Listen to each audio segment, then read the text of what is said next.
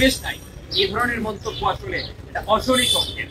গতকালকে আমাদের মাননীয় উপাচার্য মহোদয় একটা মন্তব্য করেছিলেন, যদি দায়িত্ব পালন না করতে পারি বা নির্বাচন না করতে পারি বাধাগ্রস্ত হয়, দায়িত্ব ছেড়ে দিয়ে এই ধরনের মন্তব্য করেছেন। দায়িত্ব ছেড়ে দিয়ে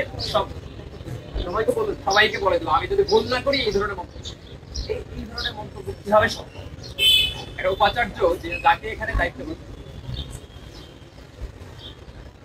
একজন উপাচার্য যাকে হচ্ছে এখানে দায়িত্বে বসানো হয়েছিল, এখানে এই বিশ্ববিদ্যালয়ের সুষ্ঠু গণতান্ত্রিক পরিবেশ সৃষ্টি করা, ডাক্তার নির্বাচন করা, তিনি আসলে নতি স্বীকার করছেন কিছু রাজনৈতিক দল কিংবা কিছু ব্যক্তি কিংবা কোনো এজেন্সি কিংবা কোনো ক্ষমতার কাছে।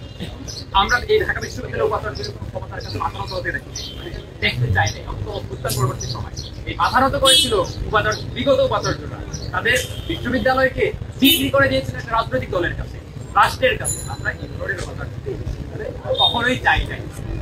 আজকে উপাচার্য মহোদয় কিংবা হচ্ছে প্রাপ্তত্ব মহোদয়রা যে ধরনের বক্তব্য করছে তাদের ব্যর্থতাটা সামনে আমরা বারবার প্রশাসন অদক্ষ, দায়িত্ব পালনে যোগ্য না, ফলে এই অযোগ্যতার গুলাই বারবার আমরা আপনাদের সামনে সামনে উপাচার্য কিংবা হচ্ছে প্রাপ্তত্ব মহোদয়রা বারবার বলছে।